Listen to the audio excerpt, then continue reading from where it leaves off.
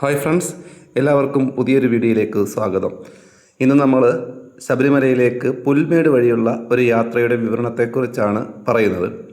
അപ്പോൾ നമ്മൾ വണ്ടിപ്പെരിയാർ വഴി നമ്മൾ സത്രത്തിൽ എത്തിച്ചേർന്നിട്ടുണ്ട്. വണ്ടിപ്പെരിയാറിൽ നിന്ന് നമുക്ക് ജീപ്പ് മാർഗം സത്രത്തിൽ എത്തിച്ചേരാം. അവിടെ നിന്നാണ് നമ്മുടെ യാത്രകൾ ആരംഭിക്കുന്നത്. അപ്പോൾ നമ്മൾ യാത്ര ആരംഭിച്ചിട്ടുണ്ട്. ചെറിയ മഴയൊക്കെ ഉള്ളതുകൊണ്ട് തന്നെ നമുക്ക് റെയിൻ കോട്ടൊക്കെ ഇട്ടുകൊണ്ടാണ് പോകുന്നത്. പ്ലാസ്റ്റിക് നിരോധിത മേഖലയാണ് എങ്കിലും നമ്മൾ മഴയായതുകൊണ്ട് റെയിൻ കോട്ട് ഉപയോഗിക്കാൻ അവർ അനുവദിച്ചിട്ടുണ്ട്. ഇവിടെ പോലീസിൻ്റെയും ഫോറസ്റ്റിൻ്റെയും ഒരു ചെക്ക് പോസ്റ്റൊക്കെ ഉണ്ട്. അവിടെ വെച്ച് നമ്മുടെ ബാഗും കാര്യങ്ങളുമൊക്കെ അവർ ചെക്ക് ചെയ്തതിന് ശേഷമാണ് നമ്മളെ മുകളിലേക്ക് കടത്തി വിടുന്നത്. മറ്റ് പ്ലാസ്റ്റിക് വസ്തുക്കളൊന്നും തന്നെ അവർ മുകളിലേക്ക് കൊണ്ടുപോകാൻ അനുവദിക്കുന്നതുമില്ല. വളരെ മനോഹരമായ യാത്രയുടെ തുടക്കമാണ്. ആദ്യത്തെ ഒരു 800 മീറ്ററോളം കുറച്ച് ചെങ്കുത്തായിട്ടുള്ള ഒരു കയറ്റമാണ്. ഒരു 800 മീറ്റർ കഴിയുന്നതും വരെ ആ കയറ്റം അങ്ങനെ തുടരുന്നുണ്ട്. മഴയായതുകൊണ്ട് ചെറിയ വഴക്കലൊക്കെ ഉണ്ട്. നമ്മൾ വളരെ സൂക്ഷിച്ച് നടന്നില്ലെങ്കിൽ നമുക്ക് വളരെ ബുദ്ധിമുട്ടായിട്ട് മാറും. അങ്ങനെ കുറച്ച് ഒരു 800 മീറ്ററോളം നടന്നു കഴിയുമ്പോൾ നമ്മൾ പുൽമേട്ടിന് സമീപത്തേക്ക് എത്തപ്പെടും. സത്രത്തിൽ നിന്നും ഏകദേശം ഒരു 12 കിലോമീറ്ററോളം ഉണ്ട് സന്നിധാനത്തേക്ക്. വളരെ മനോഹരമായ ഒരു യാത്രയാണ്. നമ്മൾ പരമ്പരാഗത കാനനപാത വഴിയും പമ്പ വഴിയും ഒക്കെ നമ്മൾ ശബരിമലയിലേക്ക് എത്തപ്പെടുമ്പോഴുണ്ടാകുന്ന ഒരു അനുഭവത്തിൽ നിന്നും വ്യത്യസ്തമായ ഒരു അനുഭവമാണ് നമുക്ക് ഈ പുൽമേട് വഴിയുള്ള യാത്രയിൽ നിന്നും ലഭിക്കുന്നത്. പരമ്പരാഗത കാനനപാതയിലൂടെയുള്ള യാത്ര ഏകദേശം 42 കിലോമീറ്ററോളം ഉണ്ട് എരുമേലിയിൽ നിന്നും പമ്പയിലെത്താൻ. എന്നാൽ ഇവിടുന്ന് സത്രത്തിൽ നിന്നും നമ്മൾ സന്നിധാനത്തേക്ക് എത്താൻ 12 കിലോമീറ്ററേ ഉള്ളൂ. എങ്കിലും കുറച്ച് റെസ്ട്രിക്ഷൻസ് ഒക്കെ ഉള്ള ഒരു യാത്രയാണ് ഈ പുൽമേട് യാത്ര. കുറച്ച് കൂടുതൽ റെസ്ട്രിക്ഷൻസ് ഉണ്ടെന്ന് തന്നെ പറയാം. അതിനുള്ള ഒരു പ്രധാനപ്പെട്ട കാരണം നമ്മൾ സത്രത്തിൽ രാവിലെ ഒരു 8 മണിക്ക് എത്തുന്നു, അല്ലെങ്കിൽ 8 മണി മുതൽ 12 മണി വരെയാണ് ആ സത്രത്തിൽ നിന്നും നമ്മളെ ഈ പുൽമേട് വഴി കയറ്റി വിടുന്നത്. അതിനുശേഷം ആരെയും അവിടേക്ക് കയറ്റി വിടാറില്ല. അതുപോലെ തന്നെ ഈ പുൽമേട് വഴിയുള്ള യാത്രയിൽ നമ്മൾ ശ്രദ്ധിക്കേണ്ട മറ്റൊരു കാരണം, ഇതിവിടേക്ക് ഇടയിൽ കാനനപാതയിലെ പോലെ മറ്റു കാനനപാതയിലെ പോലെ ഇവിടെ ഇടയിൽ വിരിവെക്കുവാനോ വിശ്രമിക്കുവാനോ ഒക്കെയുള്ള സ്ഥലങ്ങൾ വളരെ കുറവാണ്. വിരിവെക്കാൻ സ്ഥലം ഇല്ലെന്ന് തന്നെ പറയാം. നമുക്ക് വിശ്രമിക്കാനുള്ള ചെറിയ സ്ഥലങ്ങളൊക്കെ ഫോറസ്റ്റ് ഡിപ്പാർട്ട്മെൻറ്റിൻ്റെ ചെറിയ പോയിന്റുകളൊക്കെ ഇവിടെയുണ്ട്. അവിടെ നമുക്ക് വെള്ളം കുടിക്കാനുള്ള സൗകര്യങ്ങൾ ഒരുക്കിയിട്ടുണ്ട്. അല്ലാതെ വിരിവെക്കാനുള്ള ഒരു സൗകര്യം ഇവിടെ ഇല്ലെന്ന് തന്നെ പറയാം. പുൽമേട് യാത്രയുടെ മറ്റൊരു പ്രത്യേകത എന്ന് പറഞ്ഞാൽ നമുക്ക് വിശ്രമിക്കാനുള്ള സമയവും കുറവാണ്. കാരണം നമ്മൾ രാവിലെ 12 മണിക്ക് മുമ്പ് നമ്മൾ അവിടെ നിന്ന് സത്രത്തിൽ നിന്ന് യാത്ര ആരംഭിച്ചാൽ വൈകിട്ട് ഒരു 5 മണിക്ക് മുമ്പ് നമ്മൾ സന്നിധാനത്തേക്ക് എത്തേണ്ടതുണ്ട്. അല്ലെങ്കിൽ ഇരുട്ട് വീഴും. പിന്നെ നമുക്ക് പോകുക വളരെ ദുഷ്കരമായിട്ട് മാറും. മാത്രമല്ല വിരിവെക്കാനുള്ള സ്ഥലമില്ലാത്തത് കൊണ്ട് നമുക്ക് അതിനും കഴിയില്ല. സത്രത്തിൽ നിന്ന് ഞങ്ങൾ യാത്ര തിരിച്ച് ഏകദേശം ഒരു 3 കിലോമീറ്റർ കഴിഞ്ഞപ്പോൾ ഞങ്ങൾ ഫോറസ്റ്റിൻ്റെ ഒരു പോയിന്റിൽ എത്തിച്ചേർന്നു. ഫസ്റ്റ് പോയിൻ്റാണ്. അവിടെ നമുക്ക് കുടിക്കാൻ ആവശ്യമായിട്ടുള്ള വെള്ളമൊക്കെ അവിടെ വെച്ചിട്ടുണ്ടായിരുന്നു. ഞങ്ങൾ അവിടെ നിന്ന് ഭക്ഷണം കഴിച്ചു. ഈ യാത്രയുടെ മറ്റൊരു പ്രത്യേകത എന്ന് പറഞ്ഞാൽ കാനനപാതയിലൂടെയുള്ള യാത്രയിൽ നമുക്ക് വഴിയിൽ നിന്നും ഭക്ഷണമൊക്കെ കിട്ടും. പക്ഷേ ഈ ഒരു യാത്രയിൽ നമുക്ക് വഴിയിൽ നിന്ന് ഭക്ഷണം കിട്ടാനുള്ള സാധ്യത വളരെ കുറവാണ്. ഒരു പോയിന്റിൽ നിന്ന് മാത്രം, അതായത് സത്രത്തിൽ നിന്നും നമ്മൾ യാത്ര ആരംഭിച്ചൊരു 6.5 കിലോമീറ്ററോളം ആകുമ്പോഴാണ് നമുക്കൊരു പോലീസുകാരുടെ പോയിന്റ് ഉള്ളത്. അവിടെ എത്തുമ്പോൾ മാത്രമാണ് നമുക്ക് ഭക്ഷണം ലഭിക്കുന്നത്. അത് കൂടാതെ വേറെ എവിടെയും നമുക്ക് ഭക്ഷണം കിട്ടുന്ന ഒരു പോയിന്റ് പോലും ഇല്ലെന്ന് തന്നെ പറയാം. വളരെ മനോഹരമായ ഒരു പുൽമേടാണ്. അരുവികളിലൊക്കെയുള്ള ഒരു പ്രദേശമാണ്. വന്യമൃഗങ്ങൾ ധാരാളമുള്ള പ്രദേശമാണ്. ഇങ്ങനെ ധാരാളം പുല്ലും വെള്ളവും ഒക്കെ ഉള്ളത് കൊണ്ട് തന്നെ മാനും പോത്തും ആനയും ഒക്കെ ധാരാളമുള്ള പ്രദേശമാണിത്. ഈ യാത്രയിൽ ശ്രദ്ധിക്കേണ്ട മറ്റൊരു കാര്യമെന്ന് പറഞ്ഞാൽ, നമ്മൾ കാനനപാതയിലൂടെ നടക്കുമ്പോൾ നമ്മളെ ഏറ്റവും കൂടുതൽ ബാധിക്കുന്ന ഒരു പ്രശ്നമാണ് അട്ടയുടെ ശല്യം. അട്ടയുടെ ശല്യം വളരെ കൂടുതലാണ് ഇവിടെയും. അതുകൊണ്ട് നമ്മൾ കയ്യിൽ സാനിറ്റൈസറോ ഉപ്പോ അല്ലെങ്കിൽ തീപ്പെട്ടിയോ ഒക്കെ കരുതിയിരിക്കണം. ഇത് മൂന്നുമൊക്കെ ഉപയോഗിച്ച് മാത്രമേ നമുക്ക് ഈ അട്ടയെ നമ്മുടെ ശരീരത്തിൽ നിന്ന് മാറ്റാൻ കഴിയത്തുമുള്ളൂ. നമ്മൾ നേരത്തെ പറഞ്ഞതുപോലെ തന്നെ സത്രത്തിൽ നിന്നും യാത്ര തിരിച്ച് 800 മീറ്റർ കഴിയുമ്പോൾ നമ്മൾ ഈ പുൽമേടുകൾ തുടങ്ങുകയായി. പിന്നീട് നോക്കത്താ ദൂരത്ത് പരന്നു കിടക്കുന്ന പുൽമേടുകളാണ്. വളരെ മനോഹരമായ ഈ പുൽമേടുകളുടെ കാഴ്ച നമ്മുടെ മനസ്സിന് വളരെയധികം സന്തോഷം നൽകുന്ന ഒന്നാണ്.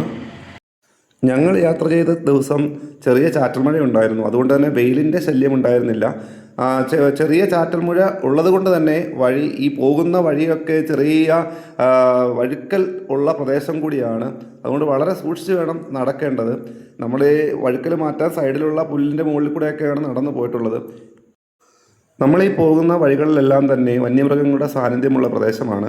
പോകുന്ന വഴിക്ക് തന്നെ നമുക്ക് വളരെ ദൂരത്ത് ആനക്കൂട്ടത്തെ ആദ്യമായിട്ട് ഞങ്ങൾ കണ്ടു. ആദ്യത്തെ ആകാംക്ഷ വളരെ വലുതായിരുന്നു. പക്ഷേ കുറച്ച് അധികം ദൂരെയാണ് ആ ആനക്കൂട്ടം നിന്നിരുന്നത്. അവയ്ക്ക് മുകളിലായിട്ട് വേറെയും ആനക്കൂട്ടങ്ങളൊക്കെ നിൽക്കുന്നുണ്ടായിരുന്നു. പക്ഷെ നമുക്ക് അവയൊന്നും വ്യക്തമായിട്ട് കാണാൻ കഴിഞ്ഞില്ല. എന്നാൽ കുറച്ച് ദൂരം കൂടി നമ്മൾ നടന്നു കഴിഞ്ഞപ്പോഴേക്കും നമുക്ക് അവയെ വ്യക്തമായി കാണാൻ കഴിയുന്ന തരത്തിൽ വളരെ അടുത്തേക്ക് തന്നെ വരുന്നുണ്ടായിരുന്നു. ഇപ്പോൾ നമ്മൾ ഉപ്പുപാറയിൽ നിന്നും വരുന്ന ഒരു പ്രദേശത്തേക്ക് എത്തിയിട്ടുണ്ട്. നേരത്തെ ഈ ഭാഗത്ത് വരെ സ്വകാര്യ വാഹനങ്ങളൊക്കെ വരുമെന്നാണ് പറഞ്ഞു കേൾക്കുന്നത്. പക്ഷേ ഇപ്പോഴങ്ങനെ സ്വകാര്യ വാഹനങ്ങളൊന്നും കടത്തിവിടുന്നില്ല. ഫോറസ്റ്റിൻ്റെയും അതോടൊപ്പം തന്നെ പോലീസിൻ്റെയും വാഹനമാണ് ഇവിടെ ഉള്ളത്. ഈ കാണുന്നതാണ് ഇവിടുത്തെ നമുക്ക് ഫുഡ് ലഭിക്കുന്ന ഏക പ്രദേശം. ഇതിന് ചുറ്റും വലിയ കിടങ്ങുകളൊക്കെ അവർ കുഴിച്ചിട്ടുണ്ട്. അത് കാരണം ഈ വന്യമൃഗങ്ങളുടെ ആക്രമണത്തിൽ നിന്നും ഒഴിവാകുന്നതിന് വേണ്ടിയാണ്. നല്ല ചൂട് കഞ്ഞി അതോടൊപ്പം തന്നെ പയറും കൂട്ടി നമുക്ക് ലഭിക്കും. 54 രൂപയാണ് നമുക്ക് ഒരു കഞ്ഞിക്ക് ആയതെന്ന് തോന്നുന്നു. ഏതായാലും നല്ല കഞ്ഞി വയറ് നിറച്ച് നമുക്ക് കുടിക്കാൻ പറ്റും. അവിടെ നിന്ന് ക്ഷീണമൊക്കെ മാറ്റി ആണ് നമ്മൾ തുടർന്ന് യാത്ര ആരംഭിക്കുന്നത്.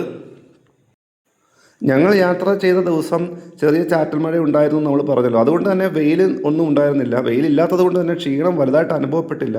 മാത്രമല്ല ഈ പുൽമേട്ടിലൂടെയുള്ള യാത്രയിൽ ഇതിൻ്റെ ഇരുവശത്തും ധാരാളം വന്യമൃഗങ്ങളെ നമുക്ക് കാണാൻ കഴിയും. ആനയുണ്ട്, മ്ലാവ്, കാട്ടുപോത്ത്, കാട്ടുപന്നി, അങ്ങനെ നിരവധിയായ മൃഗങ്ങളെ നമുക്ക് കാണാൻ കഴിയും. ഈ മൃഗങ്ങളെ കാണാനുള്ള ആകാംക്ഷയ്ക്കിടയിൽ നമ്മൾ നമ്മുടെ ക്ഷീണം മറന്നു പോകുന്നു എന്നുള്ളൊരു വാസ്തവമാണ്. വലിയ ബഹളങ്ങളൊന്നുമില്ലാതെ വളരെ ശാന്തമായി കിടക്കുന്ന ഈ പുൽമേട്ടിലൂടെയുള്ള യാത്ര ഓരോ അയ്യപ്പൻ്റെയും മനസ്സിന് മാത്രമല്ല ശരീരത്തിനും ഉന്മേഷമേകുന്നു എന്നുള്ളതിന് യാതൊരു സംശയവുമില്ല. ഒരു ബഹളങ്ങളുമില്ല, യാതൊരു തരത്തിലുള്ള തിക്കും തിരക്കുമില്ലാതെ വളരെ സമാധാനപരമായിട്ട് നമുക്ക് നടന്നു പോകാൻ കഴിയും എന്നുള്ളതാണ്. ഒരു കാര്യം ഇതിനകത്ത് പറയാതിരിക്കാൻ കഴിയില്ല. കാരണം ചെറിയ അയ്യപ്പന്മാർക്കും അതോടൊപ്പം തന്നെ പ്രായമായ മാളികപ്പുറങ്ങളുമൊന്നും ഈ ഒരു യാത്ര തിരഞ്ഞെടുക്കാതിരിക്കുന്നതായിരിക്കും നല്ലത്. കാരണം ഇപ്പോൾ നമ്മൾ ഈ നടന്നു പോകുന്ന പുൽമേട്ടിൽ 8 കിലോമീറ്റർ കഴിഞ്ഞാൽ പിന്നീട് വരുന്ന വഴികൾ കുറച്ചുകൂടി ദുർഘടമാണ്. നമ്മളിപ്പോൾ അടുത്തൊരു പ്രദേശത്തേക്ക് എത്തിയിട്ടുണ്ട്. ഇവിടെ നിന്ന് നമുക്കിനിയുള്ള യാത്ര കുറച്ചും കൂടി ദുർഘടമായ വനത്തിലൂടെയുള്ള യാത്രയാണ്. ഇവിടെ ഫോറസ്റ്റിൻ്റെ മുന്നറിയിപ്പ് ബോർഡുകളൊക്കെ വെച്ചിട്ടുണ്ട്. വളരെ തിരക്ക് കൂട്ടം കൂടി നടക്കരുത് എന്നൊക്കെയുള്ള മുന്നറിയിപ്പ് ബോർഡുകളൊക്കെ ഇവിടെ വെച്ചിട്ടുണ്ട്. അത് കാരണം ഇതിൻ്റെ ഇരുവശങ്ങളിലും വലിയ ചെങ്കുത്തായ കൊക്കകളാണ്. നമുക്കങ്ങനെ കൂട്ടമായിട്ട് പോകാൻ കഴിയില്ല. ലൈനായിട്ട് വേണം ഈ ഭാഗത്തുനിന്ന് നമ്മൾ നടന്നു പോകേണ്ടത്. താഴേക്ക് നോക്കിക്കഴിഞ്ഞാൽ താഴ്ഭാഗമൊന്നും നമുക്ക് അവിടെ കാണാൻ കഴിയില്ല. മാത്രമല്ല ഈ പാറകളും വേരുകളും ഒക്കെ നിറഞ്ഞ ഒരു ചെങ്കുത്തായ ഭാഗമാണ്. മഴ കൂടി പെയ്ത് കിടക്കുന്നത് കൊണ്ട് അവിടെ വഴുക്കൽ കൂടുതലാണ്. അപ്പോൾ വളരെ സൂക്ഷിച്ച് നമ്മൾ യാത്ര ചെയ്തില്ലെങ്കിൽ നമുക്ക് കൂടുതൽ ബുദ്ധിമുട്ടാകും. അതുകൊണ്ടാണ് കുറച്ച് മുമ്പേ ഞാൻ പറഞ്ഞത് ഈ വഴിയുള്ള ചെറിയ അയ്യപ്പന്മാരുടെയും അതോടൊപ്പം തന്നെ പ്രായമായ മാളികപ്പുറങ്ങളുമൊക്കെ ഈ ഒരു വഴി തിരഞ്ഞെടുക്കാതിരിക്കുന്നതായിരിക്കും നല്ലതെന്ന് പറഞ്ഞത്. അങ്ങനെ രാവിലെ ഞങ്ങൾ 11 മണിക്ക് സത്രത്തിൽ നിന്ന് യാത്ര ആരംഭിച്ച് ഞങ്ങൾ 4:30-5 മണിയായപ്പോഴേക്കും നമ്മുടെ പാണ്ടിത്താവളത്തെത്തി. പാണ്ടിത്താവളത്തിൽ നിന്ന് നമ്മളിനി നേരെ സന്നിധാനത്തേക്കാണ് എത്തുന്നത്. ഇതിൻ്റെ ഒരു പ്രത്യേകത അതാണ്. നമുക്കൊരു ബുദ്ധിമുട്ടെന്ന് പറഞ്ഞാൽ നമ്മൾ കാനനപാതയിലൂടെയും പമ്പ വഴിയും വരുന്ന സമയത്ത് നമുക്ക് പമ്പയിൽ ഇറങ്ങി കുളിക്കാൻ പറ്റും. എന്നാൽ ഈ യാത്രയിൽ നമുക്ക് പമ്പയിൽ ഇറങ്ങി കുളിക്കാൻ പറ്റില്ല എന്നൊരു ബുദ്ധിമുട്ട് കൂടിയുണ്ട്. എന്തായാലും നമ്മൾ ഇതിൻ്റെ മറ്റൊരു പ്രത്യേകത എന്ന് പറഞ്ഞാൽ നമ്മൾ ഈ പാണ്ടിത്താവളത്തിൽ നേരെ നമ്മൾ സന്നിധാനത്തേക്ക് എത്തുകയാണ്. സന്നിധാനത്ത് 18-ാം പടിയുടെ മുൻപിലേക്കാണ് നമ്മൾ എത്തുന്നത്. അവിടെ നിന്ന് തന്നെ നമുക്ക് നേരിട്ട് കയറി ഭഗവാനെ തൊഴുവാനുള്ള ഒരു സാഹചര്യം കൂടിയുണ്ട് എന്നുള്ളതാണ് ഇതിൻ്റെ ഒരു പ്രത്യേകത. ഇവിടെ ഈ വഴി വരുമ്പോൾ നമുക്ക് കൂടുതൽ നേരം ക്യൂവിലോ മറ്റുമൊന്നും നിൽക്കേണ്ടി വരുന്നില്ല. നേരെ സന്നിധാനത്തിലേക്ക് എത്തുന്നതാണ് ചെയ്യുന്നത്. വീഡിയോ എല്ലാവർക്കും ഇഷ്ടമായെന്ന് കരുതുന്നു. ഇഷ്ടമായെങ്കിൽ ലൈക്കും ഷെയറും ചെയ്യുക. അതുപോലെ തന്നെ സബ്സ്ക്രൈബ് ചെയ്യാനും മറക്കത്തില്ലല്ലോ.